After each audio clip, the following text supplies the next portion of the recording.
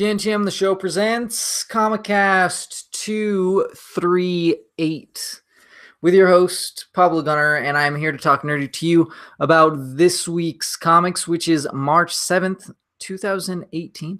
We have a grade scale here at Talk Nerdy to Me, especially for the comics. It's a little bit different.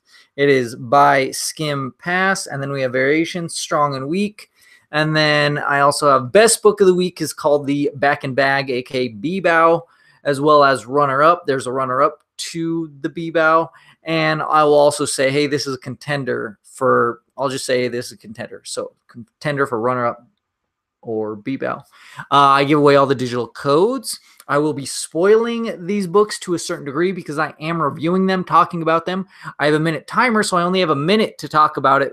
And then it will be my time to wrap up my thoughts and everything like that for it.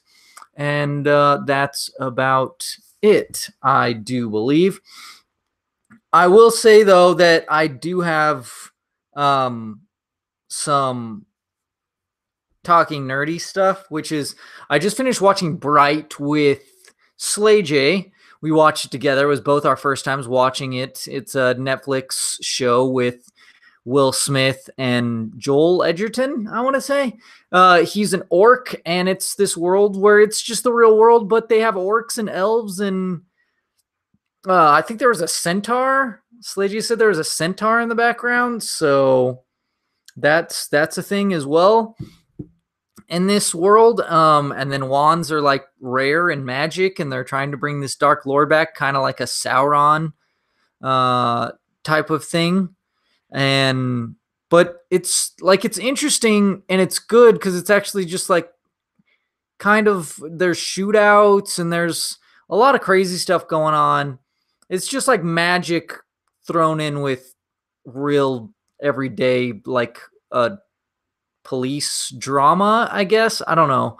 So what I think how what's his name, Will Smith explained it was it's Training Day meets Lord of the Rings.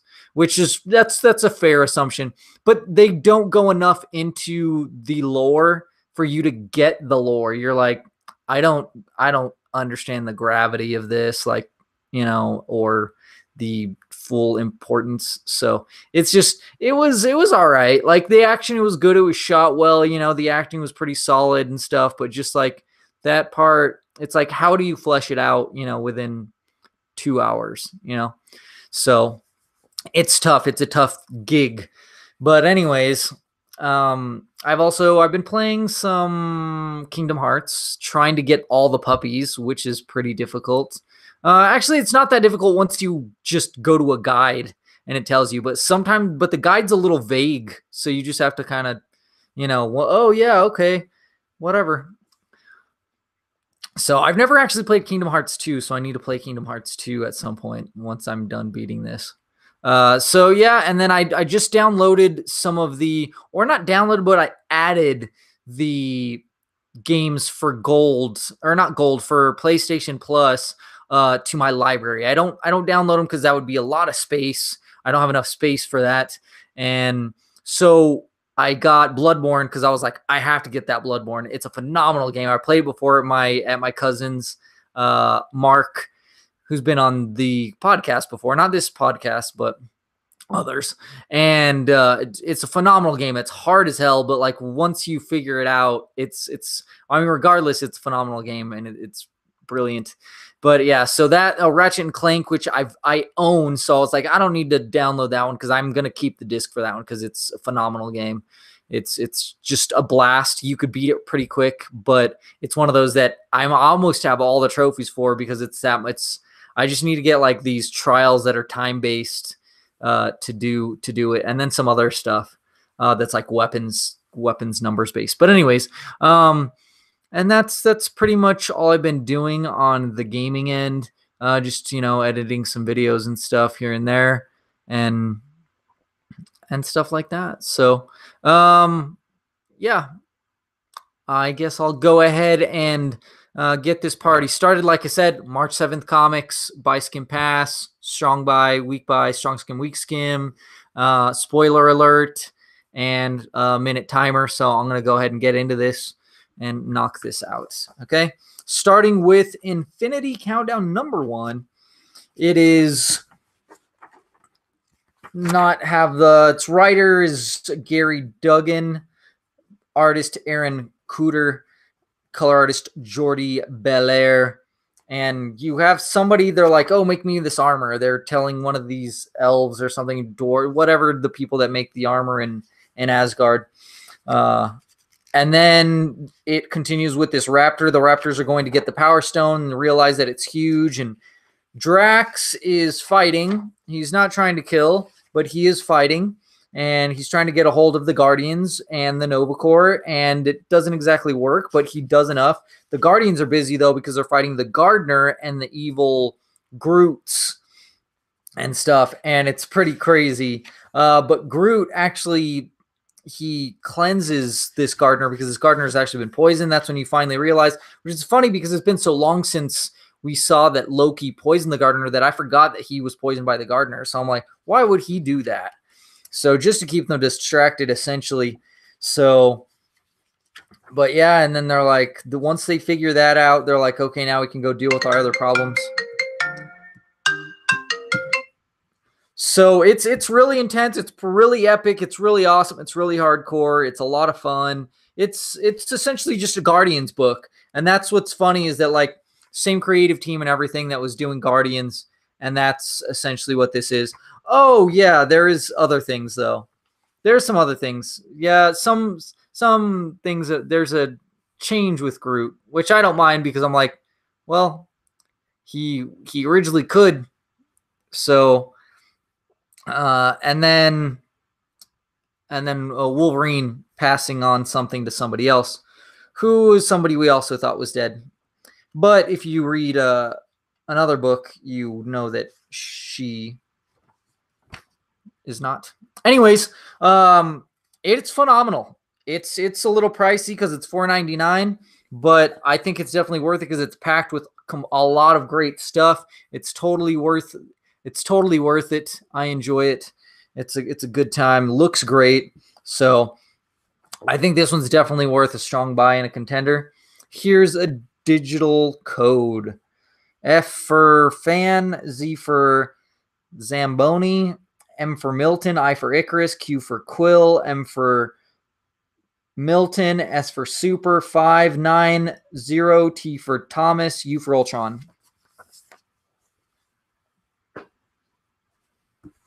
Next, I have X-Men Red number 2. Tom Taylor is the writer. Then we have Mahmoud Asrar as the artist, Ives Worsina as color artist. It actually starts with this guy interrogating this lady, Trinary. I don't really know her powers. And then they figure out, yeah, she's actually like she can control cybernetics or hack things. I don't know, with her powers. They're in Wakanda. So this new crew is in Wakanda, and they are, in kind of like exile or whatever. They're staying protected and stuff. And then this lady gets a hold of them. They're like, all right, we're going to go break her out and stuff, but it'll be really bad if they find out. So there's phenomenal art, great spreads. I love the way Kurt is drawn and written in this. It's phenomenal. Jean does something because she's like, oh, I got to get involved and stuff. And it turns out to be pretty crazy. So yeah, it's really solid. It's fun, but it's intense as well. Honey Badgers brings in the comedy a lot of the times. And Kurt, like I said, I like this team a lot. I don't know where it's going exactly, or I kind of know where it's going, but I am not sure how they're going to get there. It's just interesting. I like it. It's enjoyable. I don't know. It's just weird because when you hear things about certain books, even the last book, it kind of changes your view on it. And then same thing, like someone on Twitter said something about this book, and I was like, okay, you're overhyping this book. So anyways, it's still enjoyable. It's still phenomenal. Looks superb. So I'm going to give it a strong buy. Here's a digital code. D for Diego, V for Villanueva, 3151, L for Lopez, A for Alamos, 4, X for Xavier, S for Senor, D for Diego. Next is Rogue and Gambit number 3. Kelly Thompson is the writer. Pere Perez is the artist. Frank Di Armata is the colorist. And we start off, and it's Rogue and Gambit, and they're having a chat with this like couples psychologist or psychiatrist or whatever. I don't know the difference between. Anyways, and then there's this phenomenal spread where it's these two talking about like what it was that messed everything up, that changed things, that ruined things for them. Then they get a break. They go for a little swim. They go visit their friends. Their friends are not there, though, in their little bungalow or whatever. So they're like, all right, well, we need to do something about this. Their powers aren't working. So they're like, oh, hey. I mean, they're working, but they're not working at their optimal way. So they're like, all right, let's use this to our advantage. So they mess around. You know, they have a good time. Then they're like, all right, they get a message from Kitty. They're like, okay, we're going to go check out this hotel. And then there's like all these people that are lost and wandering. Then they are like deja vu. They break through this wall. They see different versions of themselves, past versions of themselves, and have to fight them. And yeah, so this was weird because in this issue, at the way that the last issue ended, it ended on a cliffhanger. It seemed like they were about to throw down with this person, this evil person. And I was like, okay, this is really cool. I like this. This is interesting. This is cool. And then I was like, okay, where is it going to pick up off from there? Nope, picks off, like I said, completely different place. But their mind was like, their memories were messed with, so they don't remember that. And they don't remember all these things, like I said, hence deja vu and stuff. So it is superb book. Like it's one of those where you're like, oh, this is BS. This is stupid. Or like you might feel that way. And then by the time you get to the end, you're like, oh, okay, this makes complete sense. It's just phenomenal. It's a phenomenal book through and through. It's strong by its contender, so I'm going to hold on to this digital code until the end. Next is Rise of the Black Panther, number 3. We have Ta-Nehisi Coates as consultant, writer Evan Narcissi, artist Paul Renard, color artist Stéphane Patru. And so this is, it's kind of like what happened in the movie, which is like, okay, how is the world going to deal with Wakanda coming out of the closet and being like, hey, we're this superpower. You guys just didn't know it. We've been keeping it secret and stuff. And then so they invite all the leaders and stuff, or, you know, emissaries to their place, all the most powerful countries. And so they're like, they show up. Of course, the people don't agree with him, his own council or whatever. They don't agree with it. But he's like, I'm going to prove you guys wrong. He gives them this tour. And this one lady who's Russian, she's like, oh, I'm not feeling good. I'm going to step out. Then this guy shows up, attacks him. He's like all cloaked, and he's also teleporting. T'Challa fights him, which is cool because he does it. At first he does it without the suit. And then he suits up and gets the upper hand and stuff. It's so, but they find a way to weave Das Winter Soldier into this and stuff, as well as other things. And Shuri's in here, but she's more like her comic book counterpart, which is more serious. And then Dr. Doom, he now wants to be, you know, now that he knows, he wants to get involved. So it's interesting. I think it's really weird that they're kind of rewriting history, or this book. I think this book is probably the perfect, not perfect, but it's a good thing for people to get into if they don't read comics regularly, because it's like, oh, I know that character. He's from that other movie, you know, or, oh yeah, you know, like a lot of these characters that are in there from the movies and stuff.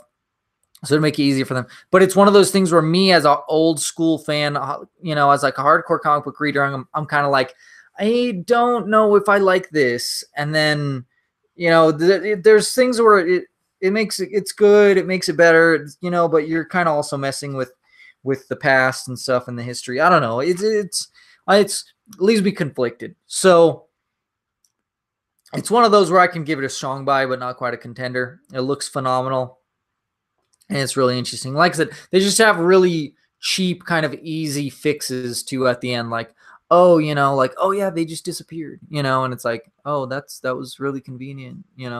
So, anyways, like I said, strong buy. And here's the digital code: L for Logan, A for Attack, 9, R for Richter, 4, J for Jones, O for Oscar, Q for Quill, 0, M for Marvin, 5. Now I have a Black Lightning Cold Dead Hands number 5. It is a 6-issue miniseries, so only one more issue. It's $3.99. It is, I believe, Tony Isabella is the writer, which I believe is the original creator as well of this character, I want to say. Clayton Henry and Yvel Goucher are artists, then Pete Pantazis as colorist. But anyways, it's, it's kind of like a recap. They do like a recap visually and through narration and stuff of what's going on in the past, like, oh yeah, just this gang and the guns and stuff like that, and getting involved with that and everything, and what they've done. They captured this alien and stuff, and they're gotta interrogate him and stuff. And then there's this play going on, and you think like, oh, this is a real life thing, but it's not. It's a play from that what was it, that like I want to say it was like 1960s radio show where there was like, people thought there was an alien invasion, but it wasn't. It was just them reading like a novel or a play or something like that, and it turns out to be that and stuff. But they set up this trap. Tobias Whale sets up this trap for Black Lightning. Black Lightning's he's like, oh yeah, I can handle this, I can deal with this. There's a good back and forth, but he's getting his butt whooped. Then this other guy shows up to kind of cover his back, reveals himself, but he gets dealt with too. And yeah, Black Lightning is not looking good. Things are not looking good for him, or his friend in the least. So that's why I actually skimmed this, and I was like, I don't know if this is worth it. But then I was like, I saw the things that happened towards the end of this, and I was like, okay, this is going to be pretty crazy. So this, like most of it, like I said, is recap and stuff, and that's cool that you do that, but there is a lot of recap visually and through the writing and stuff, so it's just kind of like it feels stalled. And then when they get to the good stuff, that it's just nonstop greatness. So it's another one of those that I can't really give a strong. I mean, I can give a strong buy, but not quite a contender. It looks phenomenal, and it's a great build, but. Yeah, so like I said, strong buy.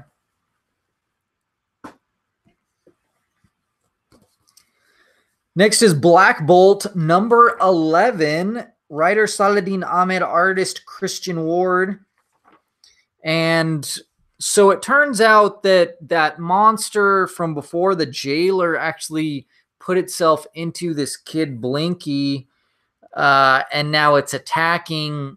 I don't even know if it's like through the Mindscape or in real life. I think it's real life, and it's attacking everybody to repent their crimes. That's how it feeds off of people's power, and it destroys Lash, and his minions and stuff. And even Black Bolt's like, we just need to run away and get out of here. And Titania's like, no, screw that. If this thing killed my husband, then we need to do something about it. And so she's taken somewhere, though, by Lockjaw, and it's really cool because you're like, okay, well, if that guy's back, then this person might be back. And then this kid reaches out psychically through the astral plane, I think, to Black Bolt's son, and so I think it's going to be like an all-front attack and stuff. It's really odd. Because like the jailer, we thought he was dead multiple times, even in the jail. So to have it be done like, oh yeah, he came back, like that's, I love callbacks, but at the same time, you already had a callback, sort of, even though it wasn't that spaced out. So, but we'll see how it ends up. You know, if it ends up really doing, because I was like, you guys really did it up in the last one. How can you outdo yourselves this time? So, and with the same villain, no less. You know, we'll see if it's worth it. If the payoff is worth it, then I think it'll be worth it. So, there's another one that right now I can only give it a strong buy, but not a contender because of the fact that it's like I have those qualms with it. And like I said, and that's the thing is when you read a book in issues, it has to be satisfying as an issue. It can't be like, oh, well, this is going to pay off in the next issue. Okay, well, that's next issue. So I have to grade that one will be stronger, you know, for what that does probably. But this one can't be just because that one might be, you know what I mean? So that's why I just give it a strong buy, not a contender. Here's digital code. Looks phenomenal. F for Familia, Z for Zora, M for Marcos, F for Familia, I for Ignacio, S for Señorita, V for Villanueva, G for Guillermo, X for Xavier, G for Guillermo, 8, P for Pedro. Oh, man. So I have Iceman number 11. This is $3.99. Sina Grace is the writer. Robert Gill with Sina Grace as artists. And then Rachel Rosenberg as colorist. And this one's kind of like what he wishes was happening. And then he's talking to Richter about making his own team and stuff. And then his mom calls and is like, hey, you know, something's going on with the neighbor. Can you check it out? You know, and so they go and they check it out. Just these two guys, Richter and Iceman. And it's this guy that has powers and stuff.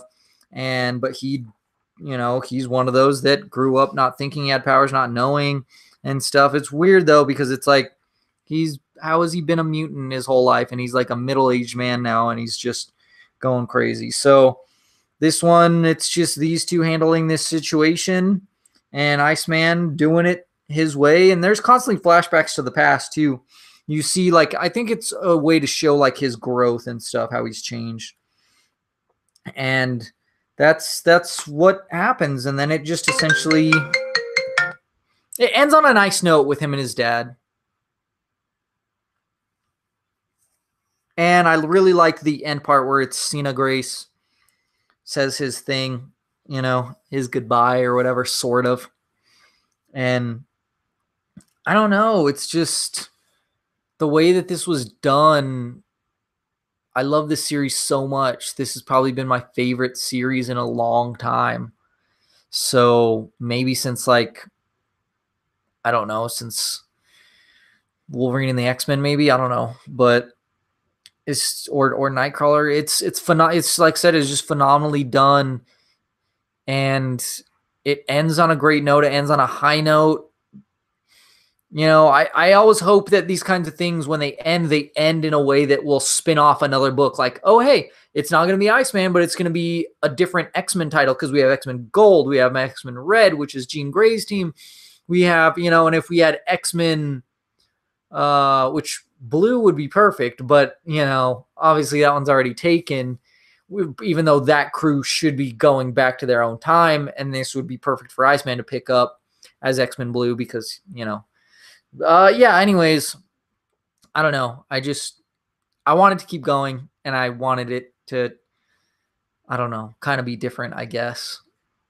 Go out in a different way, like see more of like a summing up, happy sending away type thing, even though it ended up on a nice note. So yeah, it's a strong buy. Here's the digital code. F for Fan and Z for Zamboni, M for Mankey 6, U for Ultron 9, 8, M for Mankey, Z for Zamboni, A for Alpha 0, E for Echo. Now on to X-Men Gold, number 23, which is weird because that last issue was like, oh, check out X-Men Gold, you know? Or no, it was X-Men Red is what it actually promoted X-Men Red, I think. Or was it X-Men Gold? I don't know. Writer is Mark Guggenheim. Artist is Thony Silas, colorist Arif Prianto. And this is, it just like alludes to this god coming back and into the universe, but then it gets to the Robert Kelly Correctional Facility, aka the Box Homo Superior Prison. And you have Kitty there, and her roommate is Callisto, and Storm, you know, and Prestige. You know, they're all together. Her head has been messed with.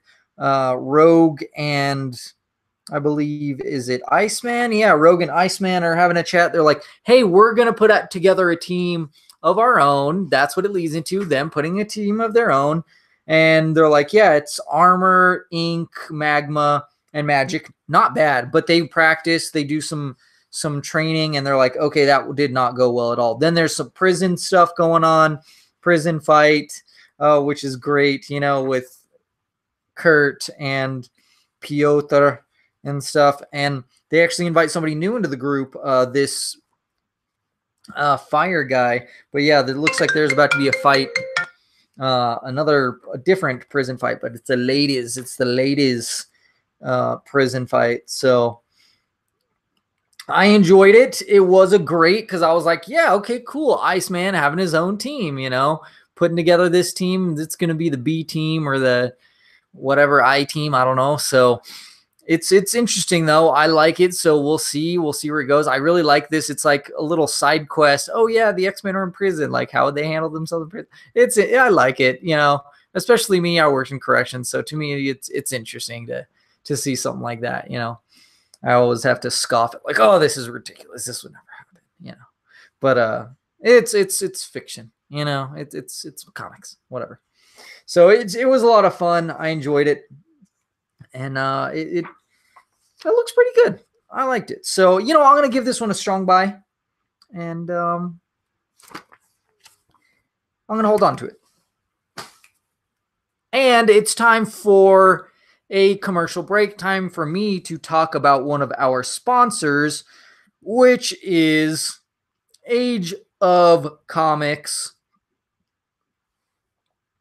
And they actually, for Free Comic Book Day, May 4th through 6th, which is Friday, Saturday, Sunday, they're going to have Sam De La Rosa come for sketches, autographs, and prints. He is a Marvel and DC Comics artist, but he's known for Venom, Black Panther, Amazing Spider-Man 700, Superman, and more. Also appearing David Harrigan, Victor Science, Andrew Sanchez, and then Urban Hot Dog and Gamers Anonymous are supposed to show up too. That's quite a ways away, of course, but they are located at 3700 Osuna Road Northeast, Suite 513 in Albuquerque, New Mexico.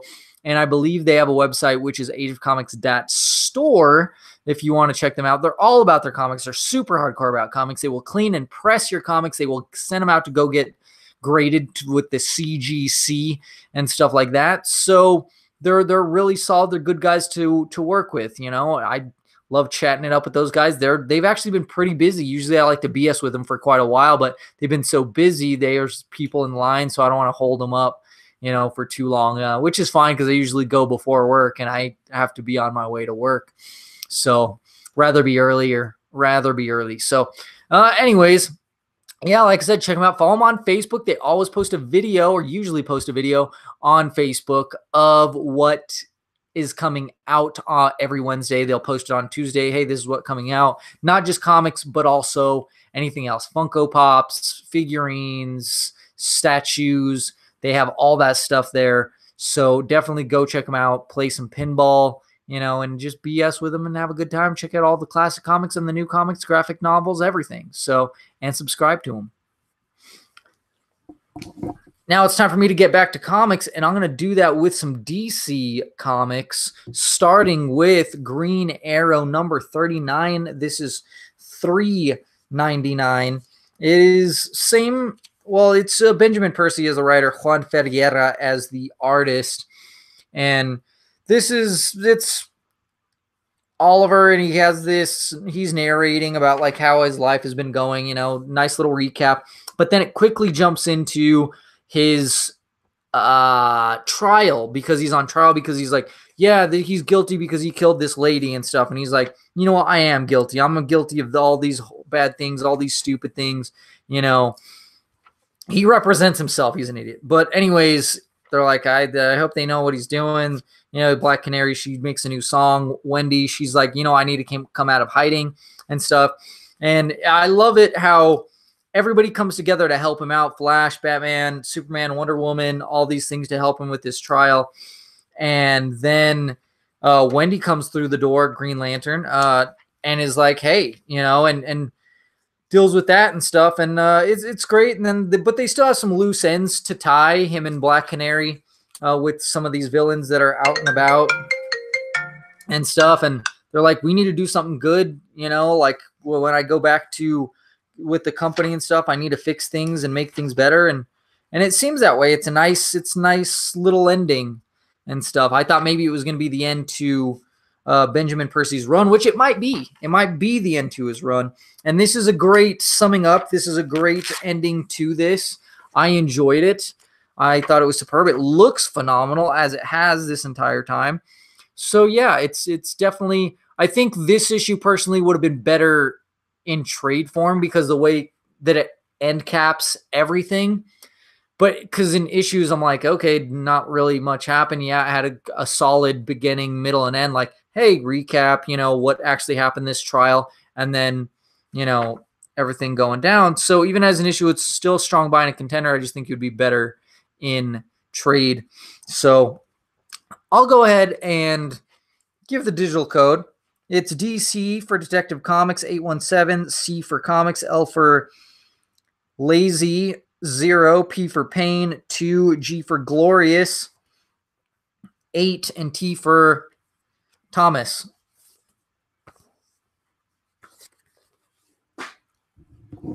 And I have Nightwing. This is interesting. So Nightwing, number 40, it's $2.99. Sam Humphries is the writer. I want to say Bernard Chang as the main artist, and then Marcelo Maiolo as the color artist. And I do like that they do this in Nightwing comics where he's like, oh, you know, this is happening. You know, I got this many seconds to live. You know, I need to do this to get out of here. I'm drowning, you know. Oh, yeah, I can feel my blood vessels bursting. It just gets a little ridiculous, though. And he has this octopus. He attacks this octopus to destroy the cherries in so he get loose of the chains. He avoids his personal life. You know, he's just letting it go to crap so he can take care of the judge. He goes to deal with the judge. He goes to talk to this lady who's been influenced by the judge. And like I said, he goes to deal with the judge. And but it's not, you know, once again, the judge gets away or appears to get away. And I'm just, in the last issue, JD and I were like, we're tired of this villain. And it's still going. Like, it's not finished. It doesn't even, I don't even know if it's anywhere near being finished. So it's like, okay, this villain seemed different in this issue. He seemed like he's getting corrupt himself. I don't know. It's just one of those things where I'm like, this issue was better than the last one for sure. I enjoyed it more. But it's still one of those things where, like, it's time to move on, man. It's time to wrap this up and move on, okay? Because this has not been that, you know, he's just not that kind of villain, you know, where I'm like, I want to keep reading about this guy. He's super, no. So, yeah, it's like I said, better than the last issue, but it's still, yeah. So, it looks great. And like I said, it was more enjoyable than the last one. So I kind of want to give it a strong buy, but I'm not quite sure. I'll give it a strong buy, but it's no way near a contender. Now I have Superman number 42. It's $2.99, Bizarroverse Part 1. And this is interesting and frustrating and well done all at the same time, which is the thing about Bizarro is he talks, everything is the opposite. But at one point, what is the opposite and what isn't the opposite? Because if it is, then isn't it? It's very confusing, but this is really well done anyways. Like the way they know how to write Bizarro in this. And so they introduce that, and then there's the the just the whole Bizarro world, the whole family, how he has his own family and stuff like that. And then it gets to Jono and this girl, and they were actually looking over this. They teleport into that universe, but then they get out of it, and you're like, oh yeah, everything's fine. He's supposed to do all these chores, and I don't know how he's supposed to make dinner, but whatever, he's just a kid. But so yeah, and then his family's a little curious what he's up to and stuff, and yeah, it's and then the beginning, him teleporting kind of slaps him in the face. I'll just say that. I'm interested to see where this goes. It was really well done. It was really interesting. It was superb. It rides that line of like, oh, it was just really great. It was really well done. So this one I do have to give a strong buy and a contender. Next is Green Lanterns number 42. It's $2.99. We have VK writer is Tim Seeley, pencils is VK Marion, inks Sandu Florea, colorist Dene Ribeiro. And so they're like, how are we going to go to this planet? Because it's based off religion, so we can't really get involved there. We don't have a way. And they're like, just go undercover, like you guys want to be part of this religion, and then hopefully you'll get your information that way. They go with this girl too, because she's like, yeah, if they're enslaving people, I want to stop that. Say some of the art looks really blurry, and I don't know is the printing or the art or what, but it looks like it's like just really blurry, like it's like vibrating really quick, like the Flash. So that's a lot, and that's quite a bit of the art, and it looks pretty bad. I mean, the art looks well done, but just that thing kind of ruins it. They do get some of the information they need, but of course, as religions, well, not religions go, but as this religion goes, these, like make-believe religions, they can actually use power, and so they use mind control over these people to fight them, and it's all these superheroes and stuff that are fighting them, and they're actually looking for one in specific. And it looks like she's might be the most powerful one. So it's finally got to where it's going, and it just still didn't have that same gravitas that it should. And I'm just like, in the art, like I said, the way that it looked the whole way through was really bugging me. So this is one that I can even go like, it was better than last issue, but once again, not much. So I don't know if you can skip this one necessarily the way that the story's going. So but I'm still going to go ahead and give it a week buy.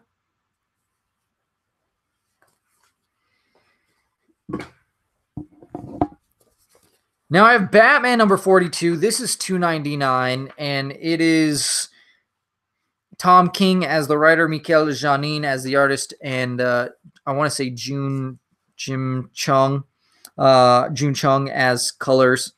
And it's essentially just Batman and Catwoman, and they now live in this world where everyone is controlled by Catwoman. I mean, by Pamela Isley, by Poison Ivy. And so Batman's like, yeah, she uses Superman to listen on their conversations. He whistles to messes up his hearing, and stuff. Like, she's like, and same thing, like they fight the Flashes and stuff, but she doesn't know how to really use them or control them. And she messes Batman up because he's talking to her. She's getting inside her head, and she uses Superman and freaking messes him up. Then he's in the hospital. He looks dead, but yeah, he's in the hospital. He's recuperating for a while. And then Catwoman goes to have a chat with her and stuff. It is freaking awesome. It is freaking crazy. It's really interesting. I like it. I will say, though, that this story arc is probably going to be better in trade, similar to the War of the Jokes and Riddles. But it's really superb in issues right now, and it looks absolutely phenomenal, and it's super interesting.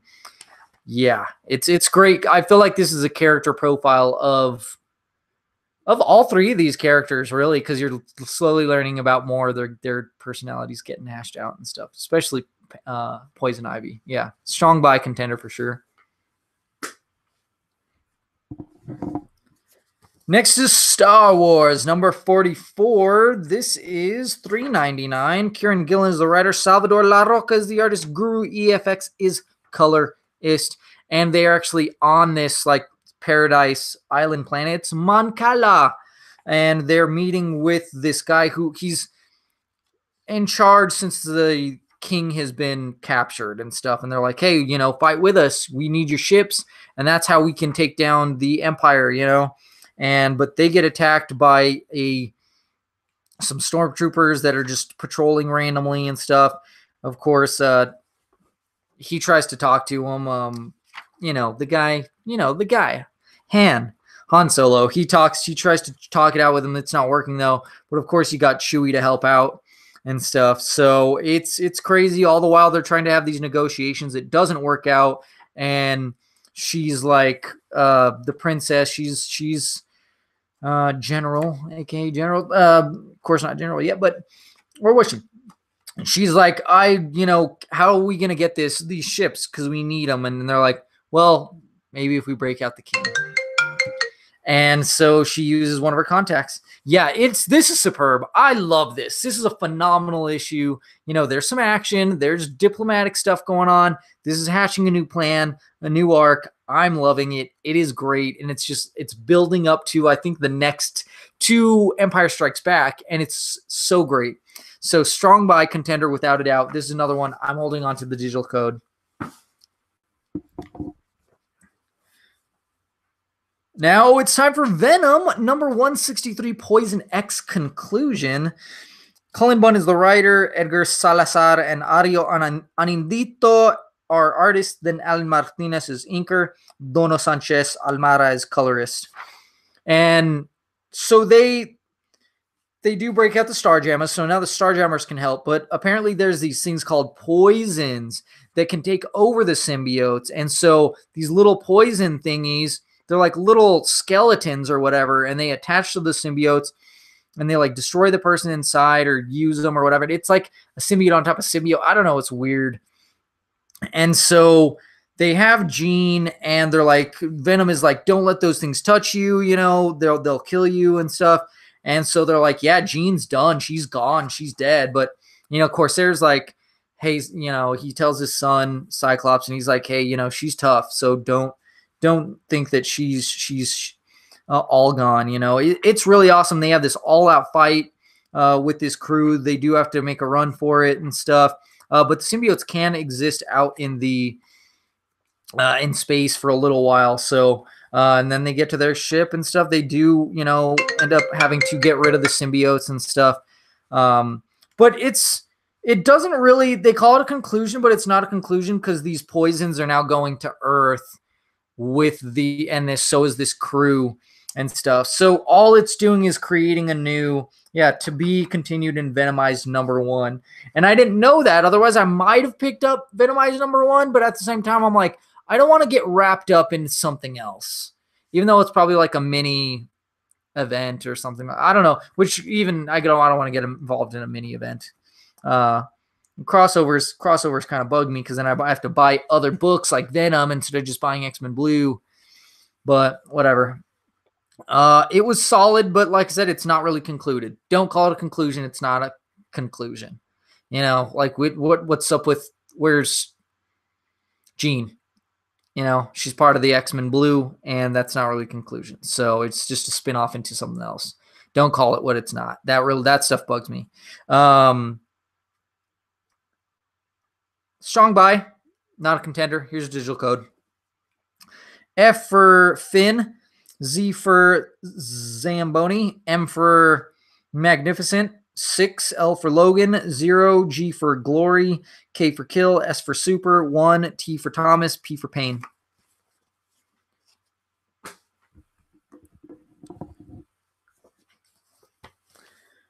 Spider-Man number 238. Brian Michael Bendis is the writer. Oscar Bazaldua is the artist. Brian Riber is color artist. And the plan to steal this helicarrier is about to happen. And it seems like everything is squared away, but not exactly. Someone's like, oh yeah, this hobgoblin's being really wishy-washy. And Miles is like, he's like, yeah, I'm just going to sit on. He's talking to Genki about this. He's like, I don't know if I should get involved or not, you know, and you're like, yeah, you should definitely get involved to save your friend at least. And this would be really bad if a helicarrier got in the hands of villains.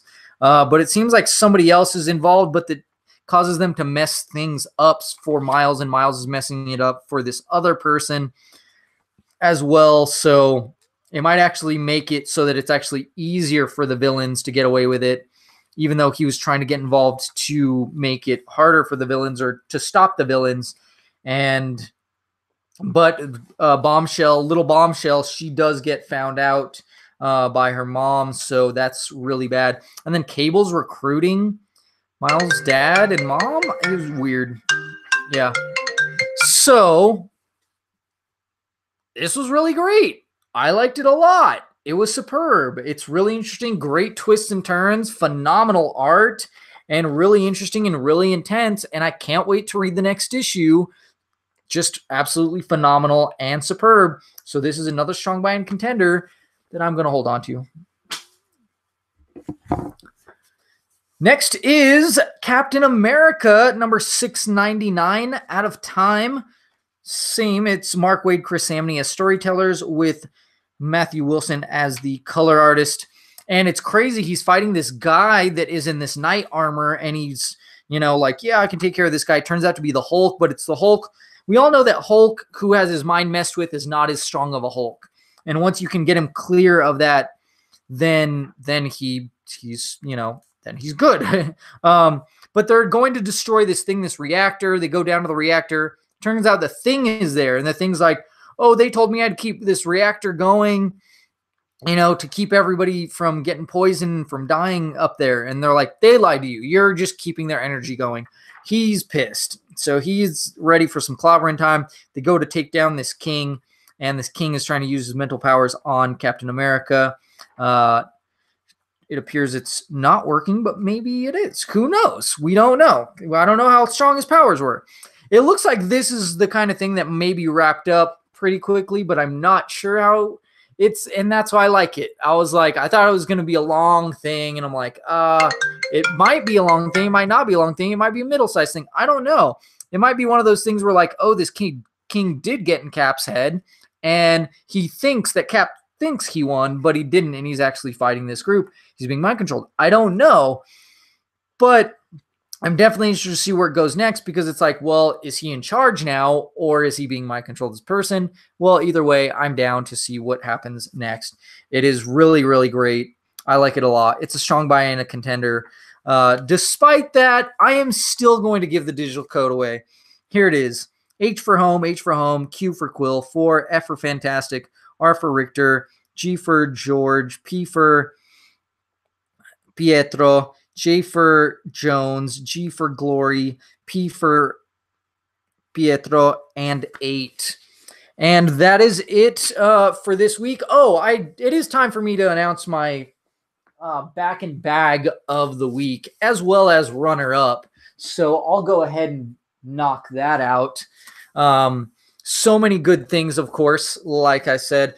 But what comes down to it is, oh, God, Rogue and Gambit, X-Men Gold. Yeah, X-Men Gold. Star Wars 44 and Spider-Man, even though Batman, Superman, and Green Arrow are also phenomenal books. It's gotta be one of these, right? Or two of these. I don't know. But oh geez, this is, oh man, this is just so, there's so many good things here. It makes me want to cheat once again for things. But you know what? I'm going to have my runner-up is going to be Rogue and Gambit. Number 3 is going to be my I'm going to call it as my back and bag because it was just so enjoyable. It's so great because you have them, the love moments and stuff. And they're slowly figuring these things out, but they're enjoying each other. They fight their past memories of each other in different costumes. And that is just funny because, like, Gambit's like, oh, I like this one, and Rogue's like, oh, I didn't really care for this look, like all these different things. And just the switcheroo, the mind F that they did with you on the last one. So, but here's the digital code for this one. P for Poseidon, 0, E for equal, O for Oscar, S for super, E for equal, 303, E for equal, P for Pietro, W for Wilson. And then, oh man, it's really hard to pick. I'm going to have to go with, goodness graciousness, I'm going to have to go with Star Wars number 44. It was just superb. It was absolutely superb. It looks phenomenal. The art totally kills it. And just this build, like I said, it gets me totally hyped for what's coming up, but this was a great issue on its own and stuff. Yeah, I can't wait to see what's coming. So strong. Like I said, this is my runner up. Here's the digital code for this. F for Falcon, Z for Zabrak, M for Millennium, G for Glory, A for Alpha, U for Ugly, L for Loser, T for Tame, K for Kill, X for X-Ray, Y for Yellow, and 1. So that's it there. But I still have a couple digital codes to give away. So I'll go ahead and give away X-Men Gold. And the code for that one is Q for Quasar, W for Wesker, S for Saiyan, T for Tomas, V for Vegeta, M for Master, 1, Z for Zarbon, C for Captain, C for Captain, W for Wesker, G for Game. And then Spider-Man number 238. Here's the code for that one, which was also so freaking awesome. F for Familia, Z for Zorro, M for Marcos, N for Novela, B for Barrio, E for Iluterio, L for Lopez, 4, P for Pedro, 8, H for Hector, 3. And that's it for this week. Hope you all enjoy the codes. I know it's late at night, so there's a good chance that people are going to be upset at me that I did it this late at night because nobody or barely or one person showed up, and that's it. So it might be, hey, one person got all the codes or not. I don't know. We'll see. But I wanted to get it knocked out and out of the way because I still have to edit the audio and throw that up as the podcast because I do edit it. So that takes time. I listen to the whole thing. So however long this is, that takes probably twice as long to do. But anyways, and I feel like playing some video games, and I feel like I do have some chores to do around the house. So I'd like to do that so my wife doesn't have to do with that or mess with any of that stuff. And and get ready to do it all over again for another week, with laundry and food and everything else. So yeah, put out a new video, which is Guardians of the Galaxy trivia with guy Bucky Cap. He goes by in that video. He doesn't. I'm surprised he didn't. But anyways, yeah, and so that was fun. And there's gonna be more stuff coming out from Duke City and Santa Fe Comic-Con. So check it out on the YouTubes. Subscribe to it and follow and tell your friends to subscribe and check it out because, like I said, there's this where we give away comics every week, and then there's all our other fun videos. So yeah, check them all out, and follow us on Twitter, Facebook, Instagram, Tumblr, Twitter.